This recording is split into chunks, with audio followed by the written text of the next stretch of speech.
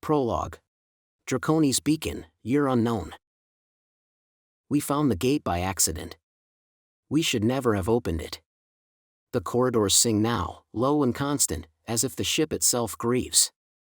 Presence moves between the bulkheads, not crew, not enemy. It watches us, but we cannot see its eyes. If anyone finds this vessel, seal it. Do not enter. The recording ended on a breath and a burst of static. Chapter 1, Ghost in the Dark. 1. The Drift. The nebula ahead looked akin to a bruise laid across the stars.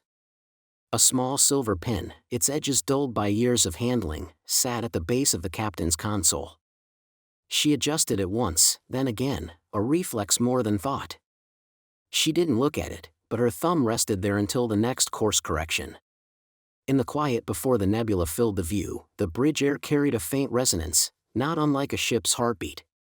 The hull plating registered faint thermal spikes, not enough to trip alarms, but enough to make the engineers glance twice at their boards. From the Starfall's wide viewing arc, the Sydney drift sprawled in coils of violet and iron blue, slow lightning pulsing inside like breath behind frosted glass. Somewhere in the hull, a faint, uneven tap rippled through the deck plating. Oren's gaze flicked down, but Talia waved it off, probably thermal flex. Still, the rhythm was irregular enough to carry the feel of intent. The sound came again, a hollow, bone-on-bone knock that seemed to shift position along the deck. Somewhere in the corner of her eye, Arya thought she saw a light on the bulkhead dim half a heartbeat late, as if whatever moved beneath the plates had its own timing. Radiation grazed the hull in soft, soundless hisses that the ship translated into numbers on a dozen consoles. The bridge lights were low and steady, breathing with the ship. For a moment, a faint scent of ozone threaded through the air, the tang of a relay burning out. No alarms followed. The smell was gone before anyone could comment. Only then did the figure in the central chair shift into the light. Captain Arya Vance, spine straight, hands relaxed on the rests, carried command like a second skin, not heavy, but unshakable. A pale crescent burn scar traced along her jaw, half hidden by the collar, a gift from a ship that hadn't survived the void. "Report," she said, voice calm. Jace Korn glanced up from the engineering system's console tied into the bridge's sensor feed. Radiation elevated but within tolerance. EM interference is spiking, call it environmental static. Sensor returns are mercurial. "You mean messy," Lieutenant Commander Talia Rin said from her console beside the helm, fingers dancing over flight control subsystems akin to a musician tuning by ear. In her hands, the Starfall's engines almost sang. For half a breath, one harmonic registered an echo that didn't come from the ship. Harmonics tuned. "Don't do that again," she told the nebula. Malek Rowe watched tactical from the pit, tall, still, all edges. "We're in a region with a reputation. Ghost returns. Missing ships." Oren Sato smirked from the helm. "And one missing Dawn Chaser. That's the whole reason we're here. Not ghosts." His tone was light, but his eyes didn't quite meet Arya's. It was the same look he'd given her the first day aboard, measuring her decisions before she'd even made them. "Stay sharp anyway," Arya said. Oren's fingers tightened briefly on the helm yoke, not in acknowledgement, but in something closer to restraint. Above, Ilara Miles had 3 star charts floating akin to stained glass over her desk. The 4th century Lyra survey called this lane a cultural dead zone. No settlements. No trade routes. "People skirt potholes too," Oren said. "Doesn't mean there isn't a good diner on the other side." Celine Ward stepped in with a datapad. "Inventory check. And if the Dawn Chaser's cargo turns out to be trouble, I want the scrubbers ready for overtime." The ship shivered. "Brace," Talia said. Micrometeors swarm on the leading edge. Oren rolled the Starfall into the drift. Dust and pebbles became streaks of radiance peppering the shields in a sudden drumroll. A hard clang sounded deep aft. A soft alert chimed on Talia's board, not damage, but a lockout warning. One of the external sensor blisters had sealed itself. "Not on my watch," she muttered, overriding it. Protocols exist for a reason, Malak said. So does common sense, she shot back. Oren's jaw flexed once, but his eyes stayed on the drift. The words landed heavy, the same tone, the same defiance, as in that cramped shuttle cockpit years ago. Heat, alarms screaming, Vega's light shuddering apart in the dark. And her voice then, exactly like now, cutting through the chaos, so does common sense. Damage? Arya asked. Cosmetic, Talia said. We look experienced. Let's not get more character today. The chuckle that drifted around the bridge died cleanly. 2. The call. The comms panel chimed, a thin, skeletal note threaded through the nebula's growl. Contact, Oren said. Narrow beam ping. Bearing 049 by 11. Not ours. 3 tones, a pause, 3 more, tapping through a wall. Alien carrier, Jace said. But the piggyback almost looks Terran. Military distress code. 2 centuries old. His brow furrowed. That encryption hasn't been used since the Orion conflicts. Malak's eyes narrowed. Almost? Oren's hands stilled on the helm. His grandfather had served in that era. He could almost hear the man's voice, low, certain, warning him to stay away. His jaw shifted once, but he said nothing. Could be a relic, Malak said after a beat. Or bait. Arya's gaze stayed on the main screen. Plot intercept. Quarter thrust. Security, warm prep. 3. The ghost. The ship's passive sensors reported total silence, yet the crew swore they felt a slow, arrhythmic vibration under their boots. Scan, Arya said. Dreadnought mass, Jace said. No transponders. Whole geometry's reading is grown, not forged. Malak's voice was low. No weapon profiles, yet. Fingers tightened just a fraction too soon, the kind of reflex that could mean the difference between a warning shot and a war. Even Malak's breathing read as calibrated, each inhale measuring the room before deciding to exhale. Above, Ilera scanned the overlays. No match in any known archive. This thing's a ghost. The mainframe tagged the contact automatically, Draconis.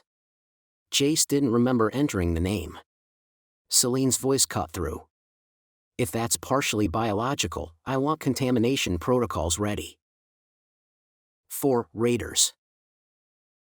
Multiple contacts, Malak said. Closing fast. 3 raider holes burned in from the drift, drives flaring hard, their outlines jagged and predatory. The first shots came in as a staccato of modified laser pulses, dirty, overclocked beams that chewed at the shields but lacked the bite to punch through. Not unless they had a dozen more friends waiting. Evasive, Arya ordered. Oren rolled the Starfall hard, bringing her broadside between the raiders and the Draconis. The hull shuddered under another volley, sparks chasing across the forward shields. Electronic warfare protocols up, Jace called from his station. The defensive suite purred online, spilling interference and false echoes into the void. The next raider salvo came in scattered beams drifting wide like they'd been drunk at the stick. The tactical display flared with static, every hostile icon stuttering and doubling before snapping back. Through the viewport, one raider's beams jittered off course mid-flight, scraping harmlessly across empty space. Jace's grin was audible. Signals in their teeth now, chew on that. The first raider swung wide and lined up for a strafing pass, too close. Targeting me, Oren muttered. The Starfall's port guns spat a triple burst. The lead beam cored the raider mid-hull, the next 2 stitched across its drive array. For half a second it kept coming, then the reactor went. The detonation flared white-blue in the drift, shredding its wing panels and scattering molten fragments that pinged harmlessly across the Starfall's shields. The shockwave kicked the other 2 raiders out of formation. One veered instinctively, the other firing wild. Return fire, Arya said. The Starfall's enhanced multi-beam projectors lit the dark with spearing lines of white gold. One raider's shields flared and collapsed, its hull venting atmosphere in a thin spiral. The others broke formation, angling for flanking positions. Oren caught the lead ship's arc and snapped the Starfall through a roll that threw its targeting solution into chaos. Malek's voice came through tactical, a rare grin in it. Easy, Ace, this isn't the Acheron run. You start racking kills out here, they'll think we came for a bounty. Oren didn't answer. His focus stayed locked forward, but somewhere under it, Vega's ghost stirred. The raiders fired a last ragged volley before peeling off, drives screaming into the distance. Whatever nerve they had left snapped with the reactor fireball still painting the drift. Their attack dissolved into a scramble, drives spiking, weapons chattering erratically as they looked for an exit vector. Talia exhaled. Damage? Arya asked. Superficial hull scoring. Comms relay fried, Talia said. 5 orders. Return to port, Command's voice ordered. Do not attempt docking. Arya let the silence stretch. Return to port? And the Dawn Chaser? 14 crew, forgotten already. And the derelict, no investigation? Oren leaned back in his chair. Better learn how to turn your ship around first. It should have been a throwaway jab, the kind they'd traded for years. But it landed heavier than he meant. For her, the words dragged Vega to the surface, the moment the call came and she'd waited too long to reverse course, telling herself there was still time. Arya's eyes cut to him, sharp enough to pin him in place. The look lasted a second, no more, but it carried the weight of a warning. We were sent for the Dawn Chaser. 14 lives still unaccounted for, and Command says turn back? And here we are, staring at Draconis. Tell me that isn't worth a closer look. Oren's glance toward her was quick and unreadable, there and gone before she could call it a challenge. He hadn't meant the jab as anything more than habit, but it had landed wrong, and he could feel it. The others heard it as banter. Jace flicked a glance at Talia, as if to ask what was that about? Talia's shrug was small, her eyes back on her console. No idea. The votes came in, unspoken, but clear. Security, Arya said shipwide. Team 1 to Bay 2. Engineering, lock my margins. Med Bay, quarantine ready. Science, eyes open. 6, crossing. They met in the umbilical ring, Malek in matte gunmetal, Jace with his toolsat, Alara with a scanner, Arya checking seals. The docking clamps groaned like they were being twisted from the outside. Pressure alarms blinked amber along the hatch rim, then went still, not cleared, just gone, like the system had been told not to remember them. Malek's visor feed fuzzed for half a second. Dock integrity just dipped below threshold. A sound like a deep breath rolled through the umbilical, followed by a sharp metallic ping, as if something had tapped the hull from the other side. The gangway shuddered once, twice, then steadied. No one moved. Status? Arya asked, voice low. Jace's fingers worked his toolsat controls. It's holding. But the Draconis tried to push us off. Like it didn't want us here. The lights along the ring dimmed, then flared to full, as though the ship had made up its mind. The inner hatch cycled. The outer hatch unflowered akin to an eye. Alien night breathed out, cold, dry, tinged with the smell before rain. The deck under their boots flexed, pulsing faintly, like muscle adjusting to their weight. Lights bled to life along the walls, veins of bioluminescence quickening. For half a second, they aligned into a precise, alien symbol before dissolving again. Alara saw it. She said nothing. The corridor ahead curved in ways the Draconis' outer hull couldn't explain. Twice, gravity tugged sideways, forcing Malek to brace against the wall. Somewhere deep inside, a groan rolled through the structure, closer to whalesong than metal stress. A junction opened into a crossroad of passageways. As they passed beneath, the left wall flexed and a rib tore free above. Move! Malek barked, shoving Alara aside as the slab fell, then melted back into the deck as if it had never existed. It reacted to us, Alara breathed. Or to one of us, Celine replied from the rear. The corridors narrowed, forcing them single file. The light shifted with every breath, phasing from blue to gold, then back. The air grew denser, warmer, carrying a faint hum that settled into their bones. They emerged into a chamber. The passage widened without warning, the walls peeling back in layers of translucent membrane to reveal a void beyond, not empty, but studded with lights that shifted like the pattern of an unfamiliar constellation. It lasted 3 breaths before the corridor folded in on itself again, sealing the sky away. It wasn't large, but every surface shimmered with shifting constellations, as if they'd stepped inside a living sky. In the center stood a chair, alien alloy woven into a frame that seemed part bone. Malak laid a gloved hand on it. Warm. The constellations flared, and Aria's comm hissed, static shaping into a rhythm she almost recognized from a long-ago distress call. Do not sit in that, Celine warned. Jace's scanner chirped. Room just changed dimensions by 3 centimeters. The hum deepened, beating slow and steady. Oh, welcome. Aria looked toward the corridor that led deeper. She set her jaw. We proceed. Somewhere in the dark, the Draconis seemed to breathe. Chapter 2. Into the Veins. The hum rose akin to pressure in the skull. At first, Aria thought it was just the air recycler cycling up. But it didn't fade, it thickened. The floor plate shivered. Her teeth ached. The sheen spilling from the Draconis' walls deepened from pale gold to a faint, bloody orange. Behind her, Alara straightened from her crouch over the throne's base. You feel that, right? The ship's ventilation let out a long, uneven sigh, not the soft cycling of air they were used to, but a sound as if shape had passed through the ducts, brushing the edges. It was gone as quickly as it came, yet for a moment the hair on the back of Aria's neck rose. No, Malak said flatly, though his jaw was set. We're leaving. Talia's voice cut in over comms from the Starfall. Captain, I'm getting spikes all over the board. Power surges, random relay chatter, half our navigation just reset in an alien script. The Draconis is bleeding into our systems, literally.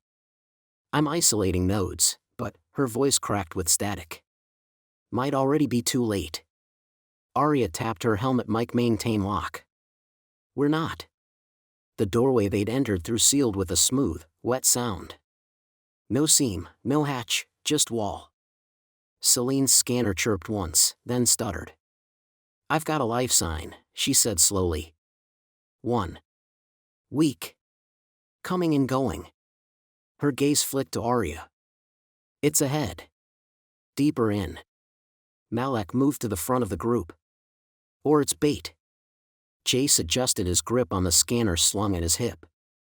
If it's bait, it's the most sophisticated lure I've ever seen. Bioelectric signals aren't random. This is patterned. Repeating, akin to, he hesitated, running a hand through his hair. As if it's talking. Orn's voice broken from the Starfall. If you die in there, I'm haunting all of you. Especially you, Captain. The corridor ahead pulsed faintly, vein-like channels in the walls carrying a slow, glowing current. The hum vibrated through their boots. Each step felt akin to walking down a throat. The air changed, cooler, tinged with metallic shape. Mist drifted low to the ground, catching the radiance in slow spirals. Don't breathe too deep, Celine said. It's breathable, but there's something else in here. Trace neural agents. Could mess with your perception if you're not careful. The floor shifted beneath them, a subtle flex, as if the Draconis were moving, adjusting. Talia's voice came again, fuzzed and sharp. I've got an uncommanded power feed from the alien ship straight into our core. If it hits drive control, we could. The channel died. They entered a narrowing throat of corridor, walls flexing inward, a low gravity drop making Alara stumble. Malak caught her by the elbow before she could slam into a vein-lined wall. She gave him a tight nod but didn't speak. The corridor widened without warning. A thin seam of light cut across the far wall, then split apart. The panels peeled back like petals, revealing a chamber.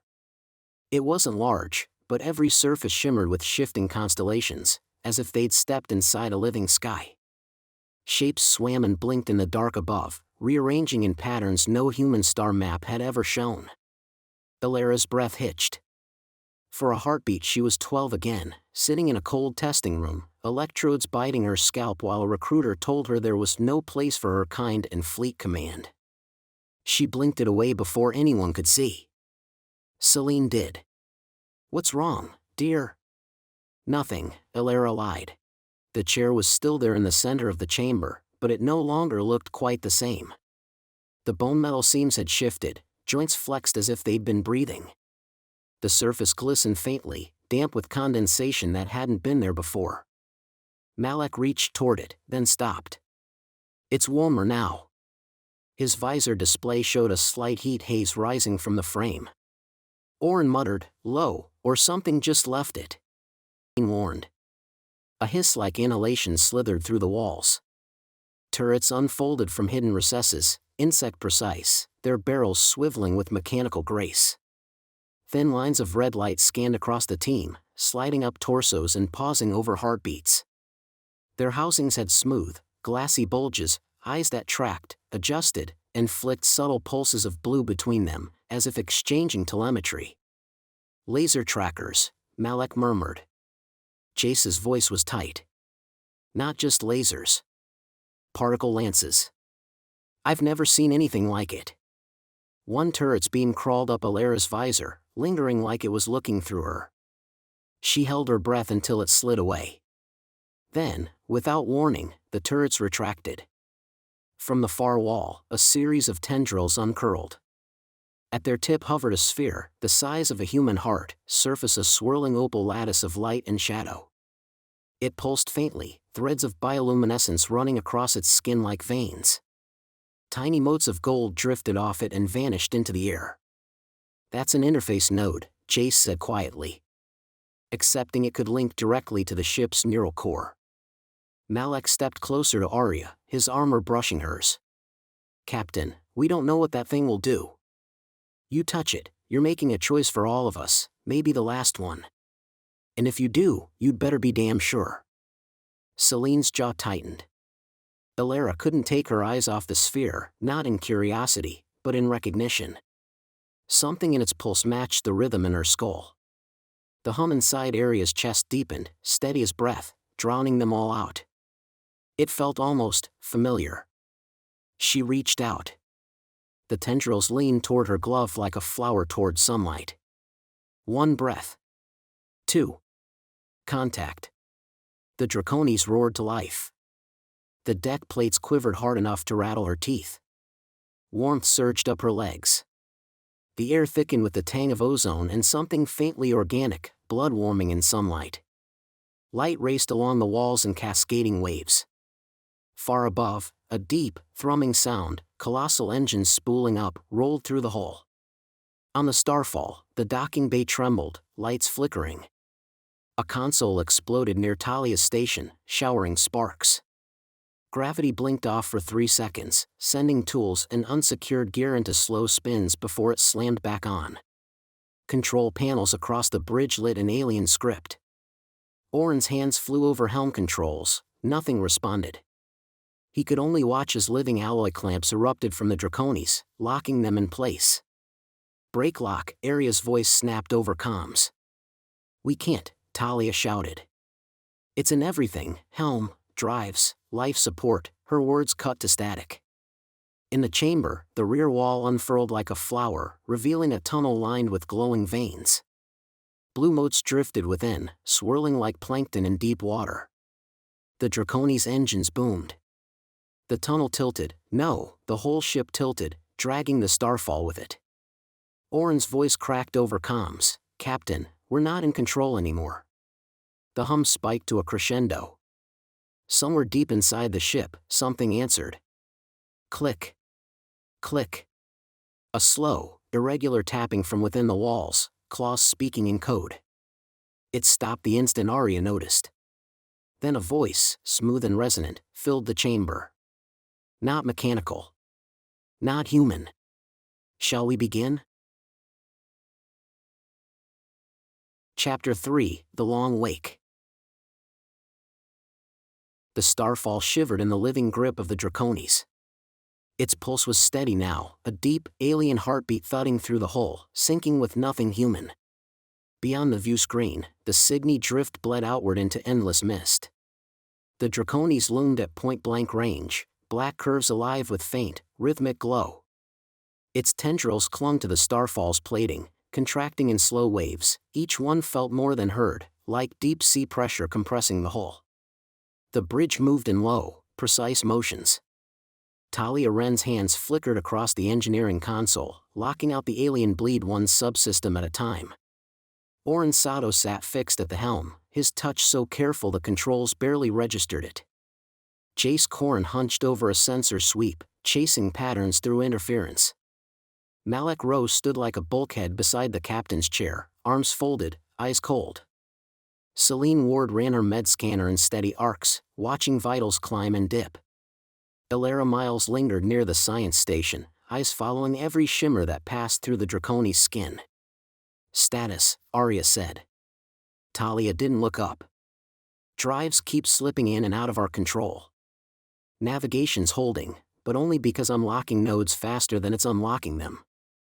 Oren's jaw worked once. "We're moving faster than any drift-safe trajectory I know. It's steering us both." "It's aware," Jace said quietly. "It's reading us, adapting." Malek's voice was flat steel. "Then it's deciding what happens to us." Celine's scanner ticked. "No change in vitals yet. But the longer we're linked, the more it gets in." Elara's voice dropped to almost nothing. "It already knows us." Arya's gaze swept the room. "Then we show it what we are." "Jace, Elara, build a language packet. If it's listening, I want it to understand." They moved to the science bay. Jace keyed in fragments of ancient Terran hails, basic mathematical progressions, and pulse patterns that might bridge the gap. Elara added waveform harmonics, mapping them into a structure that resembled a spoken cadence. "Feels like talking to a storm," Jace muttered. "Storms answer," Elara said softly, without looking up. The hum in the hole deepened, subtle, but there, and for one beat it matched Arya's own pulse. Then it slipped away. They crossed into the Draconis again. The corridor flexed to place Arya at point without anyone touching a control. They crossed into the Draconis again. The corridor flexed to place Arya at point without anyone touching a control. Elara's scanner gave a faint chirp. Celine frowned at the scanner. Multiple signatures, scattered, wait.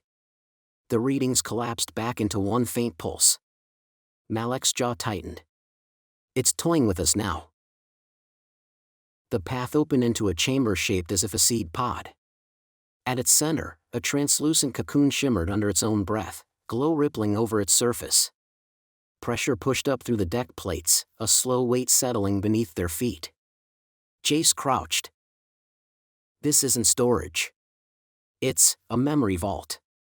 Feelings, not data." Elara stepped forward. "It's alive in here, every moment it's ever had." Malek moved to block her. "Or every way it's killed." Celine's med scanner chirped, flashing a spike in neural activity, from Elara. "Not standard human waves." She logged it silently, keeping her face neutral. "Enough," Arya said. She touched a glowing vein. The chamber's luminescence surged, and images bled out with the feel of wounds, black glass skies, shadow fleets blotting the drift, a shape vast enough to devour the stars, a soundless scream of 1,000 voices cut off mid-breath, and, beneath it all, a hollow ache of loss so old it felt fossilized. Arya staggered back. Her throat was dry. The cocoon's glow faded, folding the horrors back inside, and the chamber sealed itself with a sound akin to teeth closing. Oren's voice crackled over comms. "Motion ahead." Corridor panels twitched open, just far enough to show the shadow of weapons before closing again. They reached the airlock as the gate came into view, not mechanical, but a vortex folding the drift into itself. The fog pulled inward, threads of luminescence weaving into a vast, turning ring. "It's not opening," Oren murmured. "It's becoming." Before Arya could answer, panels dropped from the Draconi's ceiling, trapping Elara in a transparent alloy cylinder. She slammed a palm against it, the surface burned cold. Her breath fogged the inside as her pupils constricted, the hum sharpening into a frequency only she seemed to hear. Elara. Arya moved, but the cylinder retracted only when Elara raised her hands and traced alien script in the air, her movements automatic, almost entranced. The hum softened. The cylinder withdrew. Elara's hands trembled. It wasn't holding me, it was measuring me. The gate's light swelled until it poured into every seam, flooding the chamber with blinding luminescence. Incoming, Orin called, voice clipped. Multiple contacts, fast movers. Not Terran, not Draconis. Profiles? Malak demanded, already bringing his rifle up. Scavengerators, Orin said. Heavy weapons, vectoring right for us. They're not slowing. Arya's mind ran the math, they were caught between a living warship and a pack of predators who'd happily strip them for parts. The Draconis' tendrils constricted on the Starfall's hull, harder now, as if pulling them deeper into its grasp. Panels in the walls shifted, half-forming weapon shapes that retracted just as quickly, like the ship was deciding whether to defend them or not.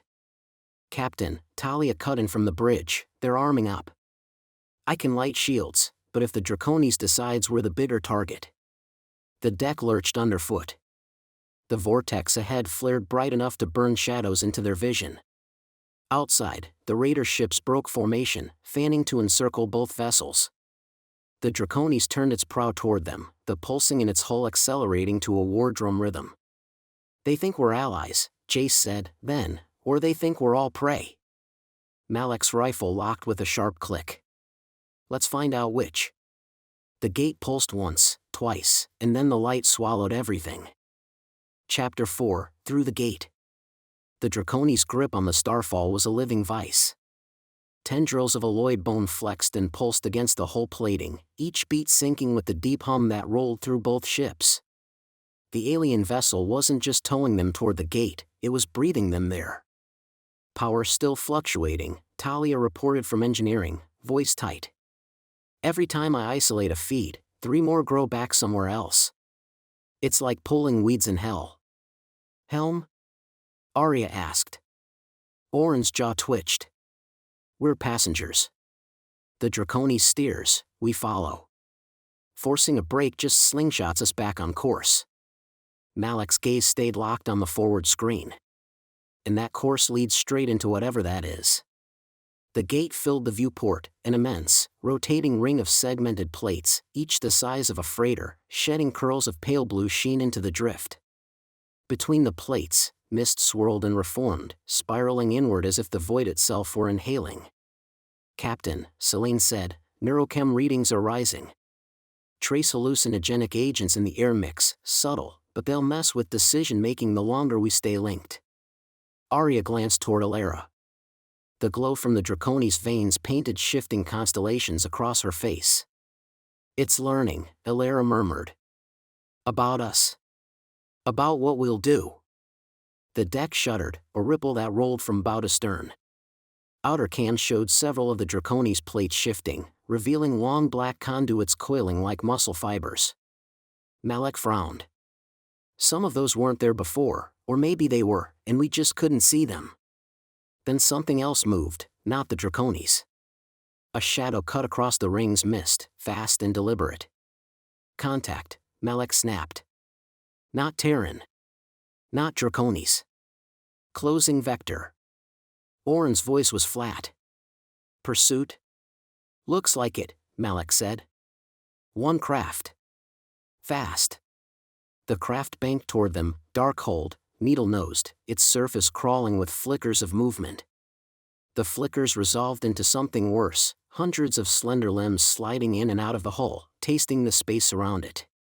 For a moment, their rhythm matched the Draconis' hum, then broke into something jagged, wrong. Scan it, Arya ordered. Chase's readings scrolled in a blur. Mass readings keep shifting, it's heavier, then lighter, like it's changing density. Energy profiles. I don't even know what this is. Selene's brow furrowed. Those limbs, they're tasting us. Following a scent. Ilara's eyes stayed locked on the creature craft. It's not following. It's hunting. The Draconis reacted instantly. Docking clamps constricted, plates snapping shut over the Starfall's umbilicals as if armor. The hum spiked into a subsonic growl that rattled teeth. Talia, Arya began. Don't bother, Talia cut in. It's not just locking us in, it's using us as cover. On screen, the alien craft loosed a spray of burning motes. They struck the Draconis' plating and sizzled away without a mark. Malak adjusted targeting but looked to Arya. Orders? If we fire now, we're hostile, Jace said. If we wait, Malak countered, we're prey. The craft's surface rippled with faint pulses sliding along its spine in deliberate patterns. Its shadow slipped across the Starfall's hull like an eclipse. Talia's voice crackled, try not to start a war while I'm keeping the engines from melting, please. Arya hesitated, weighing the wrongness of firing while lashed to a living ship that might remember it. Hold. Watch. The Draconis didn't hold. A plate split open and a whip of living metal lashed out, striking the craft with bone-snapping speed. The vessel folded in on itself without a sound, dragged into the mist beyond the ring. Gone. The hum settled again, not softer. Satisfied. Captain, Oren said, that's our greeting ceremony. Then I'd hate to see the funeral, Jace muttered. On the drift's edge, new signatures flared, jagged, erratic, too familiar. Raiders, Malak said. Same pack from the fringe. They followed us? Jace asked. The ships came in low, weapons hot, circling like wolves testing a chained predator. Fingers tightened just a fraction too soon, the kind of reflex that could mean the difference between a warning shot and a war. Even Malak's breathing read as calibrated, each inhale measuring the room before deciding to exhale. Then the gate began to turn. Segments slid into place, the mist inside curling in on itself, sheens spilling into the void in slow, deliberate waves. The raiders faltered, no comms, no warning. Drives flared as they scattered into the fog. They're running, Oren said. Malak didn't blink. Not from us. The ring loomed ahead, filling the entire viewport. Segments locked into perfect alignment. The mist condensed into a dense, shimmering vortex. The Draconis surged forward. Starfall's dampeners groaned. Brace, Arya ordered, gripping the armrests.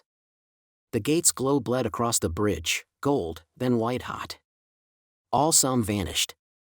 The hum, calm chatter, even the faint creak of hull metal, gone. A pressure filled their ears, locking jaws. Luminescence warped across Arya's vision, bending the bridge until her crew looked like silhouettes caught in molten glass. For a heartbeat, the bridge dissolved, replaced by a black sea lit with distant suns, each winking out one by one. She blinked, back on the bridge, but Oren's hand was frozen mid-reach, and Celine's eyes glistened like she'd seen the same thing. The hum became a weight in their bones. Celine's voice was barely a whisper. Captain. I think it wants us to see what it's seen. The vortex swallowed them whole. And in the dark between moments, something whispered back. Chapter 5, The Hollow Sky. 1. Impact of transition. The jump did not feel like travel. It felt like being yanked sideways through the seams of reality. Light fractured into colors the human brain had no names for, sickly green violets that pulsed like bruises, deep crimsons that rang in the bones. The bridge panels flickered between sensor readouts and alien geometry, each shift forcing the eye to relearn the space. Gravity became an unreliable rumor. One instant it pinned the crew into their harnesses, the next it let them float, stomachs lurching, before slamming them down again. A loose sensor crate tore free from its mag clamps, smashing into the bulkhead with a metallic howl. Sparks showered from an overloaded junction, making Oren flinch back from his station. Lock it down. Arya barked, shoving herself against the rail as the deck pitched again. Get your damn boots off my console. Oren shouted across the chaos. If I wanted to steer, we'd be sideways by now, Malak shot back, bracing against the rail. The air went metallic, a sharp taste of copper and ozone that made Celine gag. She clamped a hand to her headset, voice tight. "We've got 3 seizing in crew quarters, unresponsive for 2 to 4 seconds, vitals spiking. Working it." Voices bled through the comms in bursts, half Terran military code from a century past, half alien tones that shivered like wind through bone. For a moment, Arya thought she heard her own voice speaking back to her from somewhere deep inside the static. Then the universe snapped. 2. Emergence. The forward viewport was black. Not the star-specked dark of deep space, but a suffocating void where light seemed swallowed rather than lost to distance. Shapes glimmered faintly in that black, immense, distant structures strung like dying lanterns. The Draconis floated ahead, its hulls bioluminescence brighter than before, pulsing in deep amber waves that felt satisfied. Malak squinted at its silhouette. "Those outer plates. I don't remember them looking like that before the jump." Oren glanced up from his spinning NAV chart. "You saying it grew something while we were in transit?" "Or shed something," Malak said, not sounding convinced which was worse. Oren swore under his breath. His NAV chart spun in lazy circles, throwing out corrupted coordinates. "We're not in any charted system. Hell, we might not be in the galaxy anymore." "Starfield doesn't match any known catalog," Jace confirmed. "It's not just uncharted, it's wrong. Pattern density's off by orders of magnitude." "Define wrong," Arya said. "Like the sky was built by someone who didn't care about physics," Jace replied. 3. Immediate crisis. Status panels flickered crimson across the bridge. "One shield grid dead," Talia reported, voice tight but controlled. "Environmental controls on backup regulators. Sensors cut to half range." Malak's eyes stayed locked on the tactical display. "Contact, extreme range, aft. Too big for any ship." The blip pulsed at the edge of his scope, a slow heartbeat in the dark. No ID, no signature, just a deliberate drift too steady to be debris. "It's not just big," Malak murmured. "That thing's got mass like a moon, and it's matching our course." A secondary scope pinged on Jace's lower console, faint, erratic, gone before he could lock it. Not debris. Not Draconis. A half-coded transponder tag flashed once in Terran script older than any of them had trained on. "What is it?" Oren asked. Jace hesitated. "Something that's not supposed to exist anymore." Before Arya could respond, the Draconis pivoted, thrusters glowing with deliberate precision, and set course for one of the faint structures in the dark, without so much as a query to the Starfall. "For, first look at the new world." Talia's voice crackled from engineering. "Getting strange bleed on the power relays again. The draw's not coming from us, it's coming from the Draconis, but it's feeding into something inside our systems." "Something we can shut off?" Arya asked. "Not unless you want to black out half the ship," Talia replied. The structure ahead resolved an unsettling detail. Neither station nor ship, but a titanic hybrid, a broken ring wrapped around the skeletal remains of what might have been a city. Sections of its hull bore the same grown metal curves as the Draconis, others were jagged and blackened as if scorched in some vast, ancient war. "Organic tech," Jace said. "Matches Draconis bioalloy right down to the molecular lattice. If the derelict's a cousin, it's a big one." Elara stared at the ring, pupils wide. "It feels like the throne room. 1,000 times over." Celine's readouts glowed pale across her visor. "Neurochemical levels are up again, dopamine, adrenaline, cortisol. Same spikes I saw on the Thani's drift retrieval, right before the boarding team vanished." Nobody asked her to elaborate, but Malak's glance toward the tactical scope was sharper. Deep inside the ring's skeletal corridors, faint motes of light drifted like slow-moving embers. Once or twice, the points winked out, as if something vast had passed in front of them. 5. Descent toward the unknown. "Defensive posture," Arya ordered. "But no sudden moves. If we cut the tether now, the feedback could tear our spine out." Malak didn't look away from the ring. "Then we prep for hostile contact." I'm seeing movement inside the megastructure. Oren leaned back in his chair.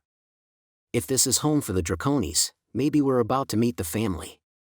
The awkward, possibly cannibalistic family. 6. The pulse. The Draconis slowed, then emitted a deep, resonant signal. It wasn't sound, it was pressure in the bones, a vibration that passed through the hole and into the crew's teeth. The faint structures in the void shimmered in answer. The megastructure responded, bioluminescent veins blooming across its surface, echoing the Draconis' own patterns. Malik's console lit crimson. Aft contact accelerating. Closing hard. It emerged from the void like something waking, a silhouette the size of a small world, its surface rippling with muscle under skin. The Starfall's lights flickered, and the thing's faint glow pulsed in perfect sync, as if mirroring them. That's not a ship, Jace said. It's alive. The hum swelled, and something inside Aria's chest answered. Then the voice came, a single word, deep and ancient, threading straight into her mind. Follow. Chapter 6. The Draconis moved without asking. One moment the alien dreadnought hung in silent orbit beside them, its faint bioluminescence slow and tidal. The next, its hull flexed, an almost imperceptible ripple, and a seam split down its flank. Sheen bled out, pale at first, then hardening into form too precise to be organic. Gate activation? Jace's voice cracked across the bridge. No signal on our boards, Talia said, already scrolling diagnostics. Whatever it's doing, it's not using our physics to do it. The glow coiled outward, folding into itself with the feel of a flower closing in reverse. And then space in front of them wasn't space anymore. It had depth, but no distance. Shadows bent toward it, even the nebula haze thinning as if afraid to touch it. Captain, Malik's tone was flat, but his eyes stayed locked on the anomaly. Arya rose. All stations brace. We're not letting it drag us blind. The Draconis didn't wait for consent. The tether between their ships went taut, and the Starfall slid forward, slow at first, then with an accelerating inevitability that pressed Aria's hand to the arm of her chair. For a heartbeat, Alara froze, corridors ahead sparking a half-memory she couldn't place. As if she'd walked them before, in another life or dream. The moment they crossed the threshold, the universe came apart. Sheen fractured into colors the human brain had no name for, sheets of shifting hues that buzzed behind the eyes. Gravity swung hard, pinning them into their harnesses, then dropping them into weightlessness before snapping back in a whip crack that left Selene swearing and two med techs vomiting into their collars. Selene's med board flashed in warning, microseizures spiking across 3 crew, cortical activity outside normal range. One crewman murmured a single phrase, clipped, ancient, before biting it off midword. Pressure built in Aria's skull like a deep-sea dive. She bit the inside of her cheek to keep her focus, tasted copper. On the forward cams, shapes flitted at the edges, familiar outlines wearing their own armor. When Jace rewound the feed, the corridor was empty. On the comms, voices leaked through the static, half Terran, half alien. One moment, a clipped military bark, break formation, damn it, the next, a rising tone akin to metal singing under stress. They bled together, overlapping, refusing translation. Alara gripped the edge of her console hard enough to blanch her knuckles. It's mapping us, she hissed. Not just the ship. Us. The bridge lights guttered. Every surface seemed to vibrate with a low, bone-deep hum. Aria's teeth ached. Then, silence. The Starfall coasted into black. The void around them was thick, swallowing the afterimage of their own running lights. Oren's NAV display spun, unable to fix on anything. No stars. No beacon pings. No, anything. It's not nothing, Jace said quietly. His scans bloomed on the hollow, painting the dark with distant, faint lattices, structures hanging in the black like frost on glass. If this is a starfield, it's not one I can place in any known galaxy. The Draconis' skin pulsed brighter, each flash reflected in the Starfall's canopy as if a heartbeat. Feels like it's breathing, Talia muttered. Arya didn't answer. Her gaze was fixed on the faintest glimmer ahead, a curvature that grew with each passing second. The structure resolved slowly, first a broken arc, then ribbed spines stretching into the dark, each one studded with towers and shattered plates. Its arcs were so vast that, if laid end to end, they could span the breadth of Terran's largest continent twice over. Each rib vanished into the void before the human eye could track its full curve. One tower still burned with a pale glow, its pulse slow and steady, each flicker matching the Starfall's own heartbeat. It was vast enough to vanish into its own shadow. Part ring, part city, Ilara said, voice almost reverent. Same organic composites as the Draconis, but older. Scarred. High on one of the dark towers, a figure stood at the edge, tall, unmoving, its outline crisp even at this distance. Jace's hand froze above his controls. Malek's gaze cut briefly toward the shape, then back to his console, too quickly, as if choosing not to acknowledge it. Ilara's pupils tightened, and she drew in a breath through her teeth. By the time Jace's optics adjusted, it was gone. Scans washed over the surface, revealing gouges kilometers wide, plating peeled like bark. The wounds were not new. Jace's brow furrowed. These scars match energy profiles we logged in the throne room. Whatever built this, it bleeds the same way. Celine's voice cut in over comms. Medical here, neurochem levels in all crew are climbing again. Not a spike this time, just rising. Slowly.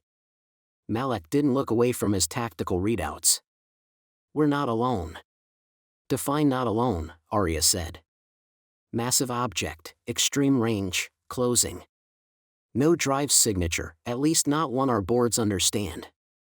Bigger than the Draconis. Much bigger. Orin's eyes flicked from helm to the void beyond. Captain, the Draconis is turning toward the structure. The Draconis' glow quickened, and Arya's wrist display showed her pulse falling into step with the rhythm, one beat for hers, one for the ship's, until she couldn't tell which led. And it didn't ask permission, Talia added. Arya's hand tightened on the rail. Break the tether. Jace didn't move. If we do that here, we may never find our way back. A beat of silence.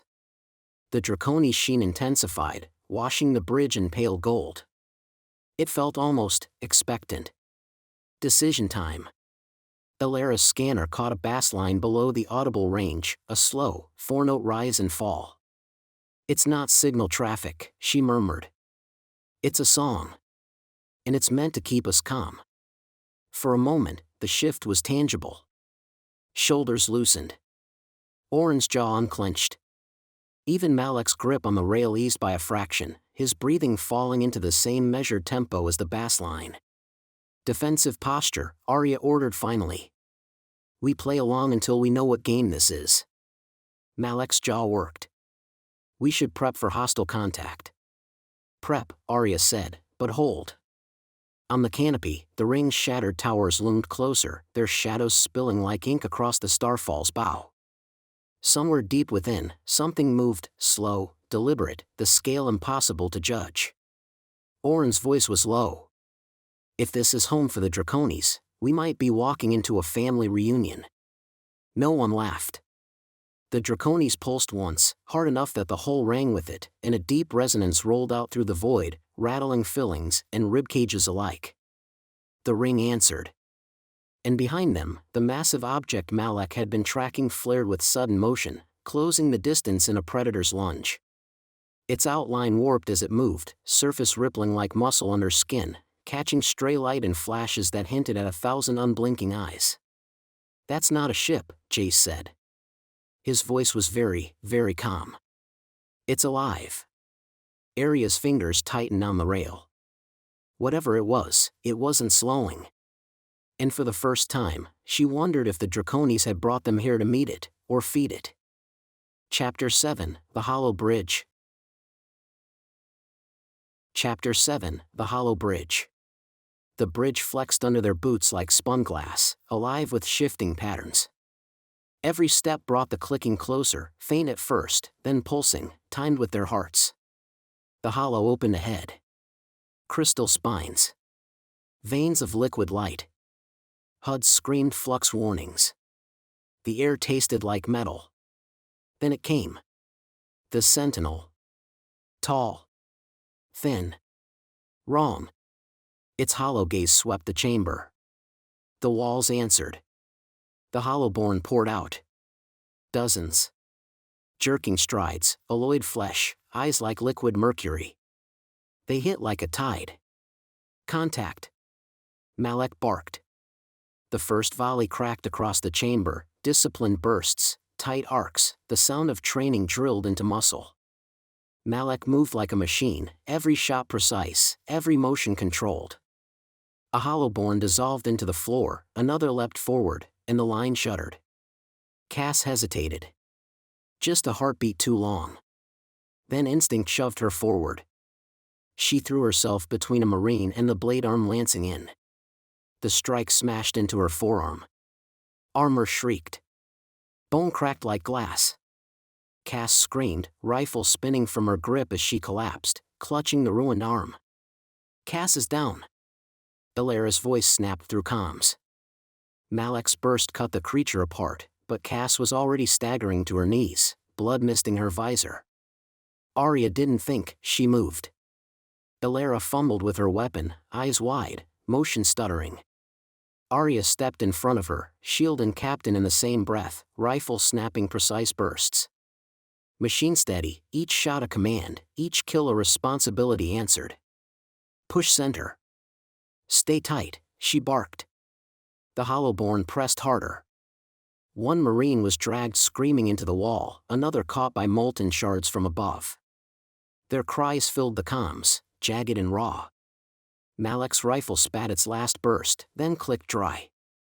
The energy cell bled red across his HUD. Out, he snarled, hurling the weapon to the ground. For a heartbeat the Hollowborn closed in. Then Malek changed. A sharp, guttural cry tore from his throat, not madness, but a warrior's challenge, primal enough to cut through the gunfire. He ripped two heavy pistols from his belt, thick-barreled relics gleaming in the hollow light. He raised them and fired. Each shot thundered like judgment, blowing Hollowborn apart in molten arcs. He advanced with them, twin cannons barking in savage rhythm. Not the calm soldier anymore, but something stripped bare, sharpened. The fight itself, unleashed. Even the Hollowborn faltered, liquid eyes narrowing as if they recognized a predator. The clicking rose, faster now, echoing in their bones. The crew held, barely, a wall of grit and desperation. Cass slumped behind them, Arya standing like steel over Illyra, Malek firing like a storm. The Sentinel raised its arm again. More Hollowborn clawed out of the walls, doubling the tide. They would not hold. The chamber convulsed with light. Crystal spines flared, veins of radiance bracing for a surge. And then the walls split open. Turrets bloomed like predatory flowers, fire lancing out in silence. Hollowborn burst into ash mid-stride. The tide broke, cut down in sheets. The AI's voice entered, calm and absolute. You will not erase them. For the first time, the crew saw it clear. The Sentinel, dark and angular, general of the Hollowborn. And opposite it, the Draconis AI, radiant, commanding the turrets. Two forces. Not one. The Hollowborn faltered, caught between their master and the ship itself. Some were vaporized. Some fled back into the walls. The survivors clicked in rage. Fall back. Arya snapped. They ran, Cass dragged by Illyra, Malek covering with his pistols still barking. The bridge shook beneath their boots, convulsing as light and shadow clashed behind them. Arya risked a last glance. The Hollowborn were gone. Only two remained. The Sentinel. The AI. Locked in silence. Staring each other down. The chamber held its breath. They stumbled into the Starfall's airlock as the bridge collapsed behind them. The lock sealed with a hiss. Fire rolled through the hollow, veins of light folding in on themselves until nothing remained but the echoes. Inside, armor scorched and lungs raw, the survivors slumped to the deck. Cass sat propped against the wall, her forearm a ruin inside the gauntlet. Blood stained the seals. She tried to wave Alara off with her good hand, muttering curses through clenched teeth. Ro pushed through the others, face pale, eyes. He dropped to his knees beside her, hands hovering but not touching. "Don't," Cass hissed. "Don't you dare look at me like that." Her voice broke anyway, pain warping into fury. Arya tore off her helmet, sweat streaming. She looked from Cass to Ro, to Malak still gripping his pistols like a man who hadn't heard the order to stop firing. For a long moment, no one spoke. Then Jace's voice crackled in from the bridge, tight with disbelief. "Captain, whatever that was, it's not finished. The Draconis, it's still shifting." Arya stared at the airlock door. The echo of the clicking still throbbed in her bones. And outside, in the dying glow, two titans waited, shadow and light, frozen in a duel that promised war.